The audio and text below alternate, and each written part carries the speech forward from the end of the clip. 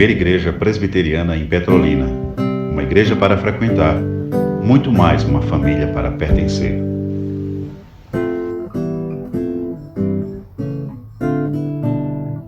Pastor, bom dia, meus amados irmãos e irmãs em Cristo Jesus.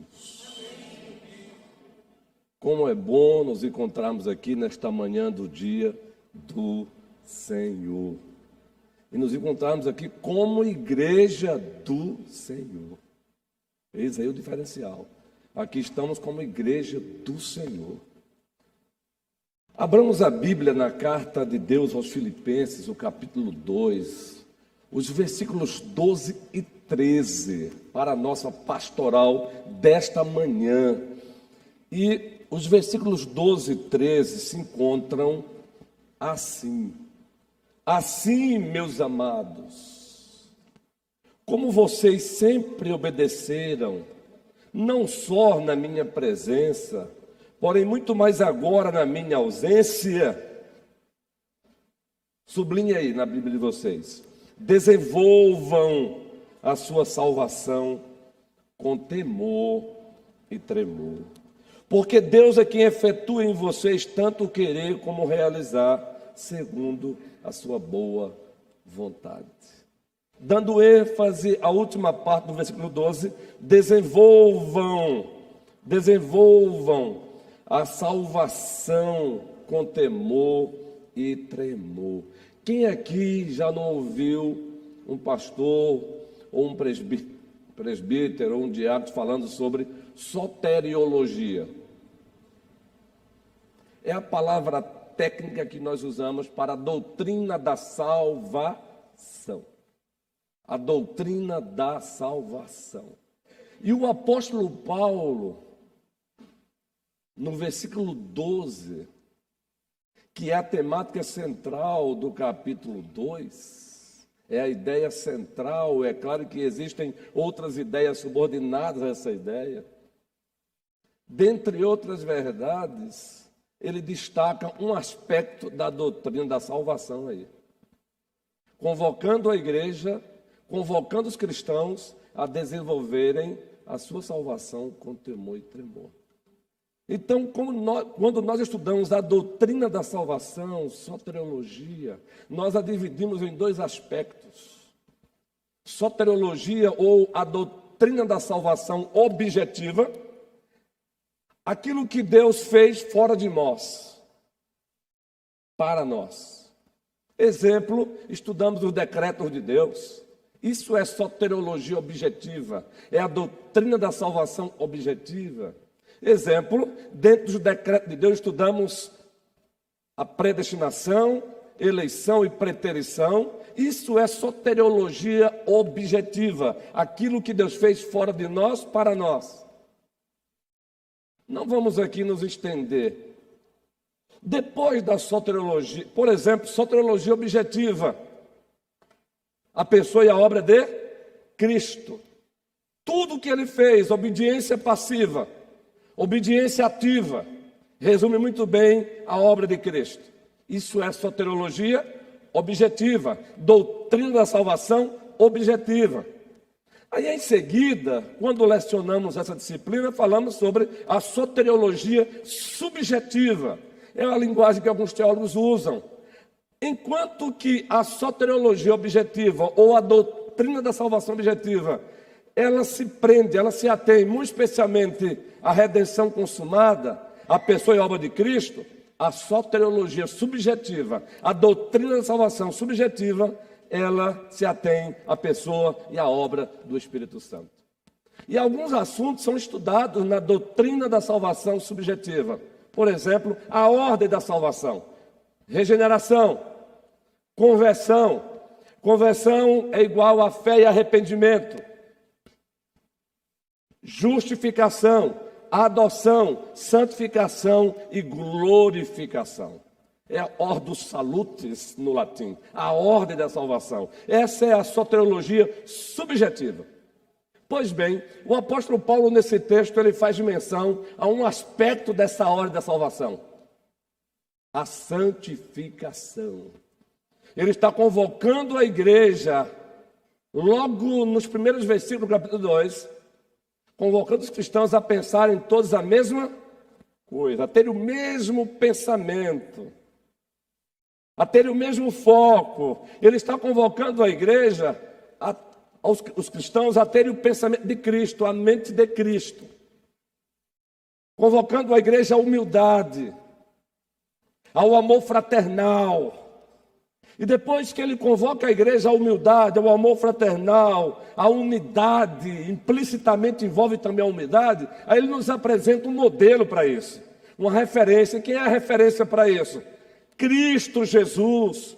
A partir do versículo 5 ele diz: tende em vós o mesmo sentimento que houve em Cristo Jesus.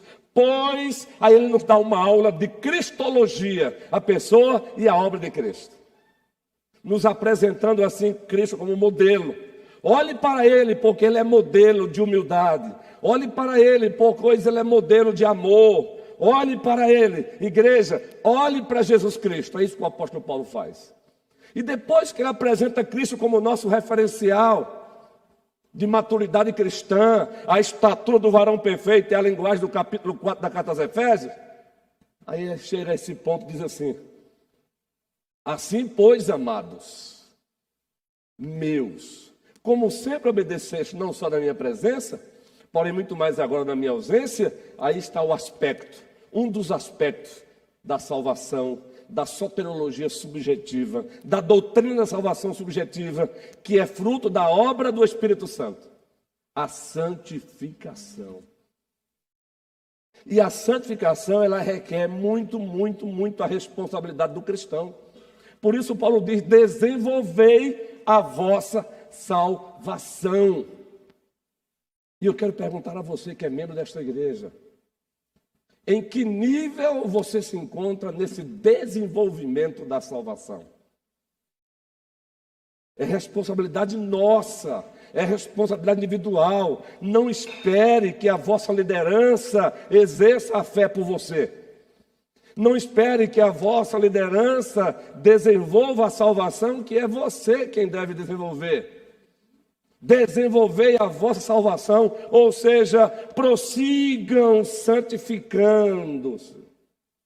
Prossigam santificando. Você tem feito isso? Você tem desenvolvido a salvação?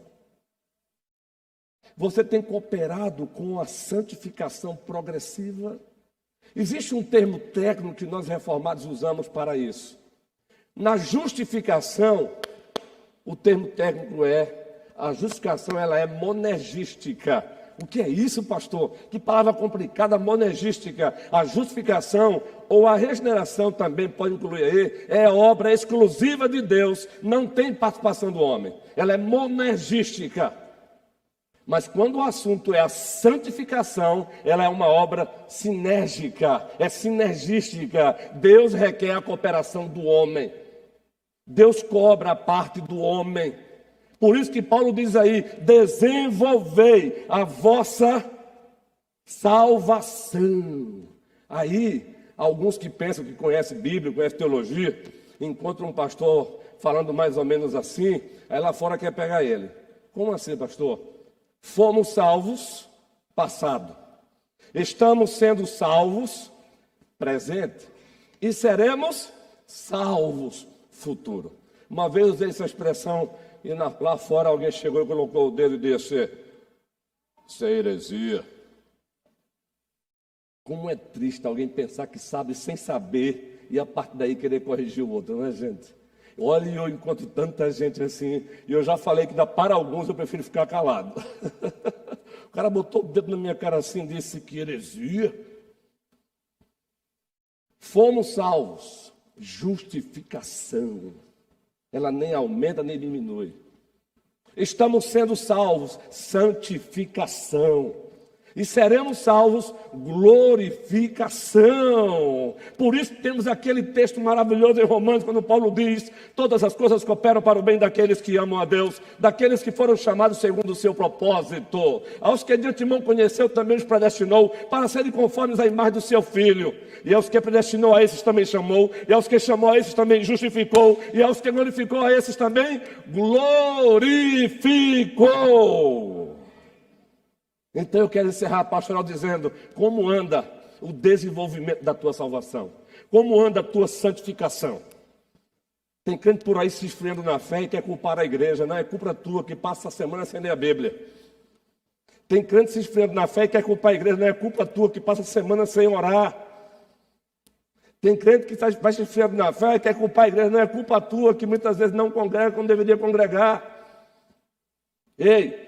Desenvolver a salvação não é sinônimo de conhecimento intelectual apenas, não. A nossa fé ela tem 3 elementos: intelecto, vontade e emoção. Mas se você separa um desses elementos, a sua fé é falsa. Ela não é fé salvadora. A fé salvadora ela tem intelecto, vontade e emoção. Por isso que Paulo disse: pela graça sois salvos mediante a fé. Isto não vem de vós, é dom de Deus, não de obra para que ninguém se glorie. Agora ele não para aí. Para mostrar que a fé verdadeira, ela tem evidência. Qual é a evidência? Pois somos feitura dele, criados em Cristo Jesus, para as boas obras, as quais de antemão Deus as designou para que andássemos delas. Aleluia! Aí Tiago, no capítulo 2, ele chama a igreja e diz: ei, calma aí, que tipo de fé vocês estão tendo? Pois eu quero falar para vocês que existe uma fé morta. E ele faz um desafio: mostre-me a tua fé sem obras, que eu vou mostrar a minha verdadeira fé através das boas obras. Agora faça um link, Efésios 2, 8, 9 e 10 com Tiago 2. E a temática ali é a fé salvífica, a fé salvadora. Um contra-argumento à fé morta, a fé apenas nominal. Eu quero perguntar a você: como anda o desenvolvimento da tua salvação? Ei, crente querido, a cada dia que passa, quem olha para você percebe algo diferente acontecendo, mais humildade acontecendo, mais parecido com Cristo. Não é César. E agora tem que identificar, galera. É César Muniz, é César Nery, é César, meu amigo, haja César. E só para adiantar para vocês, eles estão retornando para a igreja, viu?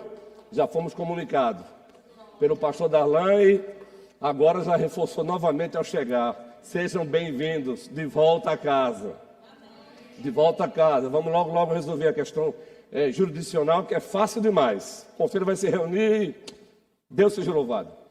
Gustavo, como anda o desenvolvimento da tua salvação? É só perguntar ao seu papai. Como anda a tua relação com o teu pai?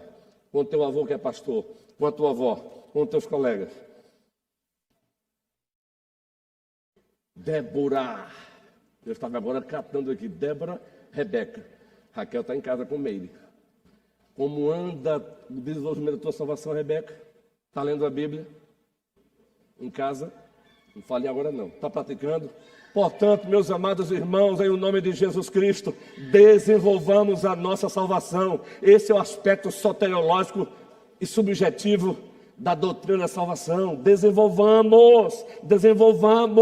E a nossa referência, a estatura do padrão perfeito é quem? É Cristo. Olhe para ele, olhe para você. Olhe para ele, olhe para você. Olhe para ele e dá um passo a mais. Olha para você, olha para ele, um passo a mais. Olha para ele, olha para você, um passo a mais. Olha para ele, olha para você, um passo a mais. E um dia, nós temos uma promessa, Filipenses 1,6. Aquele que começou a boa obra em vós, há de completá-la até o dia de Cristo Jesus.